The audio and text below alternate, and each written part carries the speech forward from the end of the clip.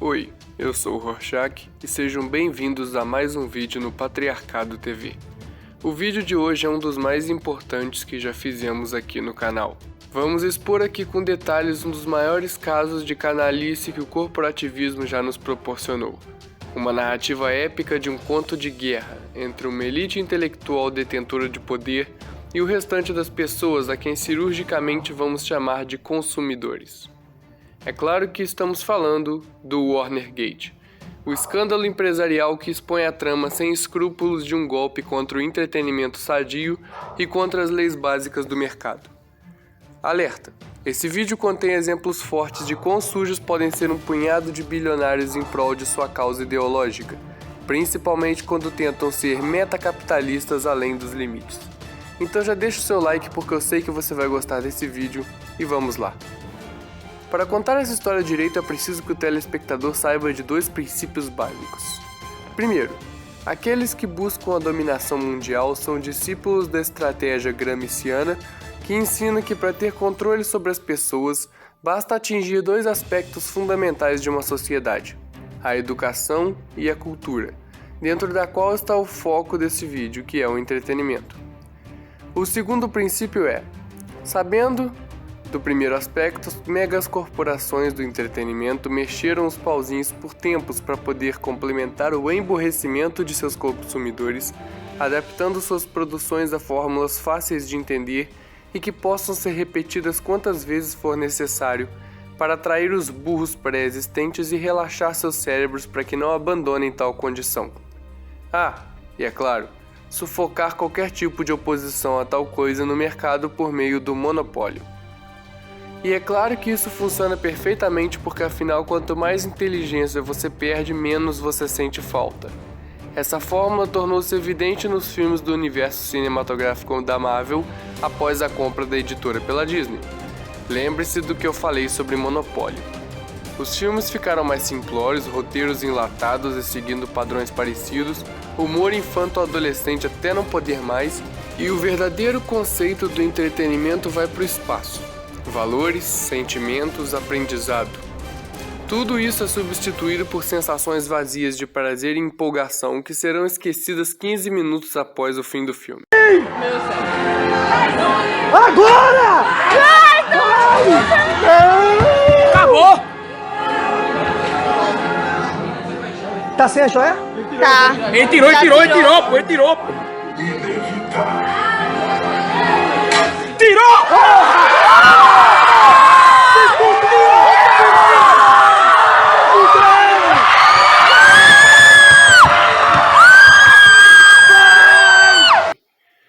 Mas todo bom plano deve ser bem planejado e considerar a realidade. E a realidade era que desde o início o MCU já tinha tendência a acertar nessa fórmula maior do que a DC nos filmes.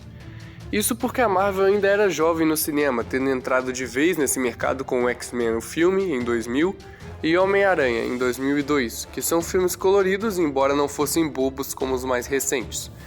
Já a DC era reconhecida por fazer durante décadas filmes de heróis que, por mais otimistas que fossem, ainda tinham mensagens sérias e tramas muito profundas, de maneira até mais adulta, apesar de seus anteriores fracassos em tentar ser o que não era por influência da dona Warner.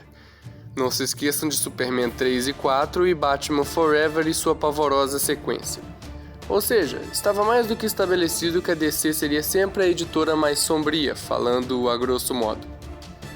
Mas a Warner nunca desiste e ao ver as consequências positivas para o plano que o efeito MCU estava causando, o que ficou evidente depois de 2012, por meados da fase 2 do MCU, a dona Warner, que tinha fechado uma trilogia pra lá de lucrativa do Batman de Christopher Nolan e levando 2 Oscars pra casa, estreado um filme do Superman que foi até bem para uma abordagem totalmente nova, e estava no meio da criação de um de seus melhores filmes, precisava desesperadamente começar seu processo de emburrecimento de seus conteúdos, porque afinal, se seus fiéis consumidores forem burros, aceitarão qualquer ideologia nefasta que seus padrões queiram implantar em suas mentes. Mas havia um personagem nessa história toda que atrapalhava essa agenda. Zack Snyder, que é o Franz Ferdinand dessa história toda. E é aqui que começa a verdadeira guerra. Em produção estava um dos filmes de heróis diferentes de todos os que se já viram, onde o aspecto quadrinesco se misturava a valores e questionamentos humanos, tudo dirigido com todo o cuidado, com um roteiro que apela para a atenção do telespectador para que descubra todos os mínimos detalhes e assim perceba a riqueza da obra. Esse filme é Batman vs Superman. E depois de tudo que falei sobre emburrecer o conteúdo, é claro que esse filme e seu diretor representavam um perigo para a agenda. Porque se virmos a ficha de Snyder antes desse filme, encontraremos puramente o que Martin Scorsese define como o verdadeiro cinema. Humanos tentando conceber emoções e experiências psicológicas para outros seres humanos. Ou seja, conteúdo, algo quase metafísico, arte, no sentido total da palavra. Então a dona Warner enviou seu lobo em pele de cordeiro para fazer o trabalho sujo sem que ninguém suspeitasse de nada. Um suspeito que fez seu nome com ótimos quadrinhos ao longo do tempo e que ninguém jamais suspeitaria que seria um dos que aproveitariam o tempo da decadência do entretenimento para mostrar suas convicções sombrias dentro da própria obra, como tantos o fizeram. Geoff Johns. Como eu já falei, um quadrinista singular, eu mesmo tenho quadrinhos dele em minha coleção, mas infelizmente é uma das serpentes. Ele foi produtor do filme e esse foi o maior problema. Além do marketing sem noção que revela os segredos mais interessantes que a trama do filme tinha para revelar, como por exemplo o Apocalipse, cujo visual esquisito também foi coisa da dona Warner, como confirma Zack Snyder, foram cortados 35 minutos das totalizadas 3 horas de duração do filme.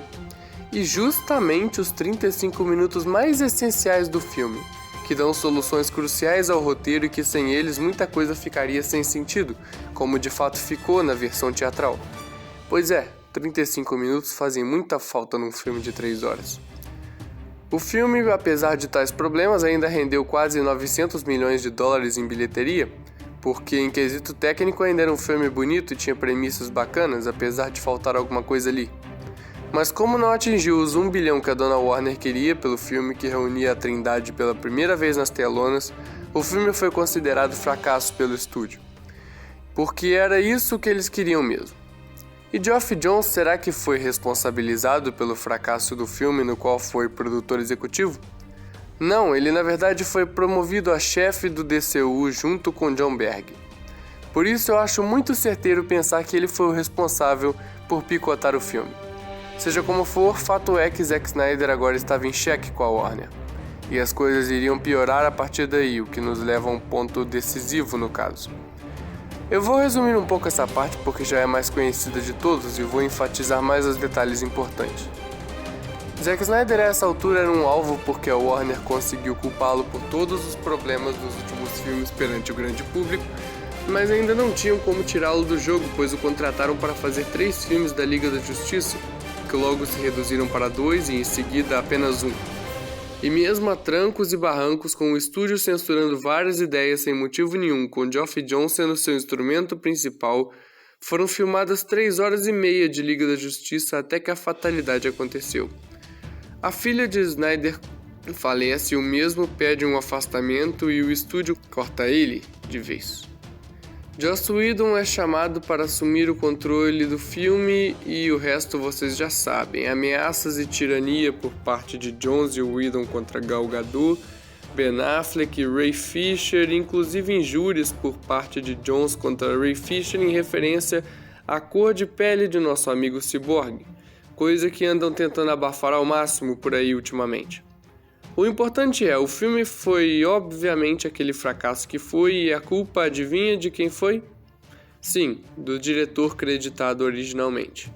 Se ainda está nos acompanhando, é isso mesmo. A Warner criou problemas e impôs sanções para resolver os problemas que a mesma criou. Zack Snyder sumiu da vida pública tradicional e se refugiou no Vero, e começaram as primeiras lendas urbanas sobre o Snyder Cut. Mas dentro da Warner estava tudo de ponta cabeça, o estúdio teve um prejuízo financeiro inacreditável, nada mal pelo primeiro ano pertencendo à AT&T, não é mesmo? Ben Affleck largou todo o projeto que tinha construído para o Batman no DCU devido a problemas pessoais e problemas com Liga da Justiça. Os projetos todos que seguiriam o filme foram por água abaixo. Após o fracasso de Liga da Justiça, Jon Berg foi demitido do comando da DC Filmes, o que sugere que Geoff Johns jogou toda a culpa do fracasso no coleguinha. E em janeiro de 2018, Walter Hamada assumiu o comando da DC Filmes. E aqui começa uma das fases mais sombrias da DC nos cinemas. Após muita discussão, Geoff Johns co-escreveu a história de Aquaman ao lado de James Wan e Will Bill, com o Wan querendo respeitar o que Zack Snyder planejava para a franquia originalmente, mesmo com o diferente tom do filme, o que provavelmente foi coisa de Geoff Johns. Lembre-se do que eu falei, que a DC ainda não estava totalmente por dentro da proposta de filmes bobos e convincentes para qualquer público, mas estava se esforçando muito. O filme saiu e foi um sucesso absoluto, o maior sucesso comercial da DC, passando por cima dos filmes do Batman de Christopher Nolan. A essa altura, a dona Warner teve certeza de que jamais precisaria de Zack Snyder novamente. As lendas e rumores sobre o Snyder Cut cresceram e mesmo com vários executivos e celebridades falando que aquilo não era real, Zack alimentou os rumores postando várias imagens e informações em sua conta no Vero, mostrando quão real e diferente esse filme seria em sua direção, o que foi aumentando a vontade do público de ver esse filme lançado, já que todo mundo se decepcionou com a versão de Whedon. 2019, Shazam é lançado totalmente fora do padrão dos filmes da DC até então, sendo mais colorido, humorístico e simplório do que qualquer outro filme da DC desde o Batman de 1966. O filme se pagou, mas não foi aquele grandioso sucesso lucrativo, e o diretor David F. Sandberg também não comprometeu o universo criado por Snyder no filme, tendo até alguns easter eggs, como o Batarangue do Batman de Ben Affleck e até mesmo o Superman sem rosto que apareceu, usa o traje do personagem de Henry Cavill. Esse motim dos diretores ainda vai ser importante nessa trama. Não se esqueçam da proposta de toda essa decadência planejada do DCU, tornar seus filmes tão burros quanto a maioria do MCU e assim obter a aceitação do público para qualquer dos seus lacres cinematográficos futuros. Só que, percebendo sua incapacidade de fazer filmes infantilizados para atrair o grande público devido a seu material de sucesso ser mais sério, a dona Warner tenta ir por outra vertente da imbecilização do entretenimento. A dos filmes de humor trash com gore e palavrões para parecerem engraçados. Daí veio a mais ridícula e fracassada pérola da DC pela Warner, Aves de Rapina, o filme que deixa o Murdock louco. Não vou falar muito dele, nem de seu astronômico fracasso comercial, porque nem vale a pena. Esse filme não é daquele que divide opiniões, é quase unanimemente ruim, só é defendido por minorias histéricas em busca de atenção mesmo. E bota a minoria nisso. Com isso, o Snyder Cut cresceu além do controle da Warner em seu movimento, com diretores e atores famosos apoiando o movimento, dentre eles os próprios diretores dos filmes da Warner, como Patty Jenkins e James Wan, até que a AT&T, dona da Warner, percebeu o óbvio. O planejamento de Hamada e as produções de Jones estavam dando um prejuízo atrás do outro, acumulando 157 bilhões em dívidas, e tinham o HBO Max, streaming que estava para ser lançado, um último esforço desesperado. A diretoria da multinacional então interferiu no caso.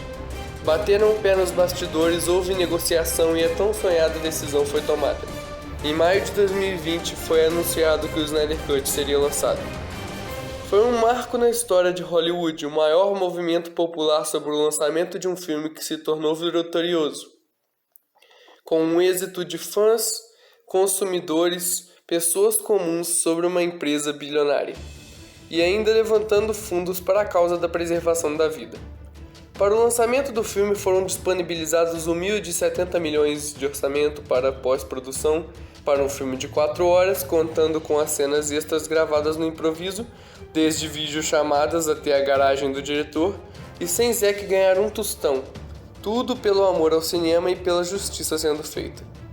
O lançamento foi agendado para 18 de março de 2021 no HBO Max, e após uma pequena falha que acabou vazando o filme por 1h30 na plataforma, que levantou muitas suspeitas de que a própria Warner de Ian Sarnoff e Hamada teria sabotado o filme, finalmente aconteceu. O tão inexistente e impossível Snyder Cut foi lançado ali e alugado em outras plataformas, e foi incrível. Não tem uma só semelhança com a vergonha alheia que saiu nos cinemas em 2017. Esse é o filme que merecemos e que precisávamos. Todos os personagens têm um desenvolvimento maravilhoso e mesmo com baixo orçamento, os efeitos especiais ficaram muito bons e cenas de luta muito bem dirigidas. O filme é ótimo e a indústria sentiu isso. O filme travou plataformas no dia do lançamento, incluindo o próprio HBO Max. Mas isso é só a parte que vocês já sabem. Para ver nossas reações ao filme, veja o nosso mega podcast. Um novo movimento se iniciou, o Restore the Snyderverse, pedindo pela sequência do filme e dos planos originais de Zack Snyder para a franquia, o que incluía filmes solo do Cyborg e de outros personagens, bem como sequências de Liga da Justiça e a conclusão da batalha contra Darkseid. Com tamanho sucesso, a dona Warner não podia deixar de tentar seus últimos esforços para enterrar o filme.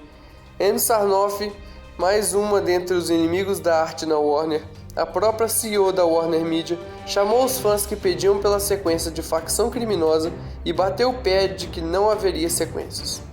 Fora que descobrimos fatos ridículos, como que simplesmente a Warner proibiu Zack de incluir o Lanterna Verde no filme, que já tinha até ator escalado e cena gravada. Além disso, foram anunciados inúmeros projetos sem sentido, como um Superman de Wakanda, criado por J.J. Abrams, o sujeito conhecido por destruir a franquia Star Wars. A Warner então estava falando na cara de seus consumidores que eles simplesmente não poderiam assistir o que gostariam, e nas palavras da própria Ann Sarnoff, são eles que devem escolher o que o público vai assistir. Lembram-se do novo jeito de fazer filmes da Warner? O humor negro e as piadinhas progressistas e o gore exagerado para parecer engraçadinho? Pois é. Ao invés de um universo equilibrado e decente, deram lugar a filmes totalmente desconexos e feitos como se fossem únicos e com essa abordagem, digamos, edgy. Daí chamaram o Sr. James Gunn, simplesmente o rei desse tipo de filme, e conhecido por ser o padroeiro da descaracterização de personagens de quadrinhos, como bem podemos ver em Guardiões da Galáxia. O que poderia dar errado? Tudo. O filme não convenceu ninguém, a crítica como sempre gostou, mas a resposta popular foi diferente. O filme flopou lindamente no HBO Max, aliás, não sei se estão prestando atenção, mas a Warner veio disparando prejuízos financeiros um atrás do outro. Aves de Rapina, que é um filme tão esquecível e patético que eu nem me lembrei dele. Mulher Maravilha 1984, que para resumir, digamos, é o Superman 4 de nosso tempo. Humor forçado e cafona, clima colorido forçado e uma personagem totalmente mal feita que é a Diana desse filme, fora o roteiro característico de filmes da Sandra Bullock. Com mais um flop na coleção, que foi Esquadrão Suicida 2, os fãs intensificaram a campanha pelo lançamento pela versão de David Ayer para o primeiro filme do Esquadrão Suicida, que também sofreu cortes e refilmagens que tornaram o filme aquele pesadelo que foi, apesar do sucesso comercial. Mas a dona Warner trabalhou velozmente para arruinar os sonhos dos fãs. Filmaram 5 filmes live action ao mesmo tempo para o DCU: Adão Negro, Aquaman, Shazam 2, a Batgirl Lacradora de Wakanda e The Flash, sendo esse o plano perfeito para fazer um reboot e excluir tudo que Zack Snyder construiu, mesmo que a existência desse universo se deva aos filmes dele. Tudo isso antes que o contrato de Ramada, que foi estendido até 2023 para dar tempo de completar o serviço, termine. Mas por que a pressa? Agora, meus amigos, vem a parte interessante desse vídeo. Todos sabemos que a Warner está se fundindo com o Discovery. E hoje, exatamente um ano após o lançamento da Liga da Justiça de Zack Snyder, a fusão está sendo oficializada e entrando em vigor. E a diretoria da Warner está mudando um por um. Ramada está de saída, J.J. Abrams, que estava escalado para fazer vários projetos para o HBO Max, agora anunciou projetos com a Paramount para a franquia Star Wars. Por quê? O contrato dele não deveria ir até 2023?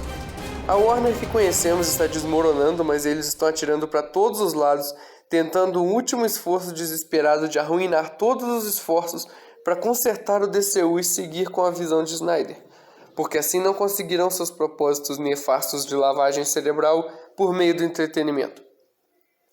Toda a indústria está balançando com isso. O Oscar removeu o Snyder Cut da votação popular para filme favorito dos fãs em 2021 porque estava liderando. Entre os momentos favoritos dos fãs, a cena da viagem no tempo do Flash continua em primeiro lugar.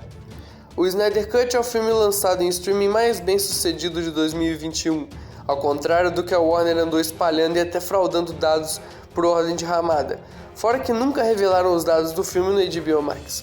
Por quê? O filme que eles quiseram promover em alternativa ao universo de Snyder após seus anteriores fracassos, que foi The Batman, só fez 21 milhões de dólares nos Estados Unidos nos primeiros 3 dias de lançamento, contra 260 milhões de Homem-Aranha Sem Volta para Casa. E ainda teve esperteza aí. O filme The Batman foi lançado durante a semana ao invés do tradicional costume de lançar no fim de semana, para que ao contar os números do fim de semana, conte-se os números da semana toda, que são esses 248 milhões ao redor do globo que a Warner está falando. E para que a crítica não atrapalhe, também houve esperteza. O New York Post recebeu ameaças da dona Warner pelas críticas negativas que fez ao filme. Vejam, nenhum veículo de comunicação desse tamanho está livre desse esquema. Um filme sem espírito nem propósito, sua existência é só para vender, disse o jornal. E não foi a única crítica severa ao filme. Time, Washington Post, Vanity Fair e The Guardian também criticaram fortemente o filme. Pelo visto, mais um plano da Warner fracassou, apesar dos inúmeros projetos derivados do filme que já anunciaram. Dos mais recentes filmes do Batman desde 2008, incluindo Batman vs Superman, o que teve o menor desempenho na semana de estreia foi The Batman, com 128 milhões. E adivinhem qual foi o melhor? Vou deixar vocês pensarem. Não só os Batmans, mas de todos os lançamentos da DC no cinema desde o início do DCU, os 5 melhores primeiros dias são de filmes do Snyderverso e do Coringa de 2019. Outro filme que a Warner tentou sabotar diminuindo seu orçamento, mas como podemos ver, o filme fez $1 bilhão e levou 2 Oscars para casa. E para melhorar, Ray Fisher ainda nos deu a informação de que estão todos assustados com a fusão com Discovery, porque não só Ramada vai embora, mas também Toby Emmerich, presidente da Warner e principal articulador contra Zack Snyder. Talvez seja o chefe de todo esse Watergate empresarial, ou melhor, o Warnergate. Só que a casa caiu. As coisas já estão mudando na Warner. Vocês acham que todos esses adiamentos e mudanças de datas que tivemos dos lançamentos dos filmes foram à toa? Originalmente com a ordem de lançamento sendo Adão Negro, The Flash, Batgirl, Aquaman e Shazam 2, a dona Warner ia usar The Flash para assumir com o Batman de Ben Affleck, rebootar o universo e ficar com Michael Keaton como Batman principal do DCU, arruinando totalmente qualquer chance de voltar atrás. Mas os rumores sobre refilmagens e mudanças nos filmes não param, e essas mudanças de datas adiando The Flash em 1 ano e adiantando Adão Negro, Shazam 2 e Aquaman é para que hajam refilmagens e consertem a bagunça que a Warner criou, colocando o universo DC nos cinemas de volta à ordem e trazendo a visão de Snyder de volta, ou seja, uma Liga da Justiça organizada. Agora que vocês sabem de todas as pilantragens dessa ridícula multinacional, até agora dirigida por lacradores sem caráter e nem profissionalismo, sabem também que a sorte está virando ao nosso lado, e que o grupo Discovery é dirigido por gente que vê o dinheiro de verdade antes da ideologia.